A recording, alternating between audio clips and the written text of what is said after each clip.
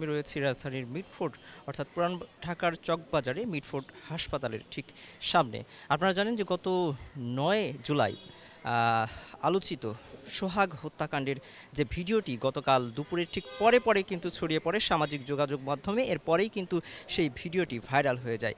এরপরেই কিন্তু প্রতিবাদের ঝড় উঠে সামাজিক যোগাযোগ মাধ্যম সহ সবে হত্যাকারীদের বিচারের দাবিতে বিক্ষোভ মিছিল বের করে ছাত্র জনতা। দর্শক, এই মুহূর্তে যেই জায়গায় দাঁড়িয়ে রয়েছে সেখানে রয়েছে সেই আলোচিত পাথর, যেই পাথর দিয়ে ব্যবসায়ী সোহাগকে একাধিকবার আঘাত করে হত্যা করা হয়।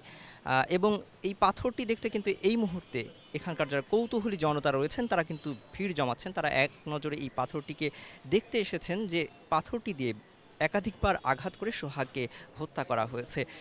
দর্শক, একটু আপনাদেরকে জানিয়ে রাখি যে গতকাল রাতে কিন্তু ঢাকা বিশ্ববিদ্যালয় বুয়েট সহ রাজধানীর বেশ কিছু এলাকায় বিক্ষোভ মিছিল বের করা হয় এই সোহাগ হত্যাকাণ্ডের সাথে যারা জড়িত রয়েছে তাদের বিচারের দাবিতে। এরকম ঘটনা স্বাধীনতা পরবর্তী অর্থাৎ গণ অভ্যুত্থান পরবর্তী একটি বাংলাদেশে কখনোই কাম্য নয়।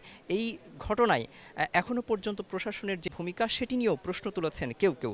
বৈশাচিক কায়দায় এই হত্যাকাণ্ড ঘটানোর পর তার মৃত্যু নিশ্চিত হওয়ার পর তার লাশের উপরে উঠে নৃত্য করেছে একদল হত্যাকারী। কেউ কেউ অভিযোগ করে বলছেন এই হত্যাকাণ্ডের সাথে যুবদলের নেতাকর্মীরা জড়িত। আমরা গতকাল মোবাইলে দেখতে পারলাম যে একজন লোককে নিষ্ঠুরভাবে এইভাবে যেন হত্যা করা হয়েছে। কোন জায়গায় হত্যা করা হয়েছে সেই জায়গাটা দেখার জন্য এখানে এসেছি। অথচ সেই স্মৃতি বহন করতেছে আর কি। অত্যন্ত আমরা দুঃখিত যে দুঃখ ভাষায় ব্যক্ত করার মতো আমাদের সেই ভাষা নেই। এরকম হত্যাকাণ্ড এই দেশে হবে এটা আশা করি নাই। এটার জন্য আমাদের জাতির লজ্জার একটা বিষয়।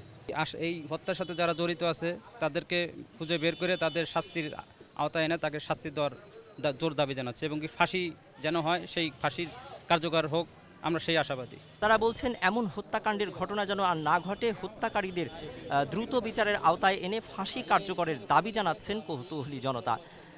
দর্শক, এই ছিল মিটফোর্ড হাসপাতালের সামনে থেকে সর্বশেষ পরিস্থিতি। মিনহাজুল ইসলাম, যুগান্তর নিউজ, ঢাকা।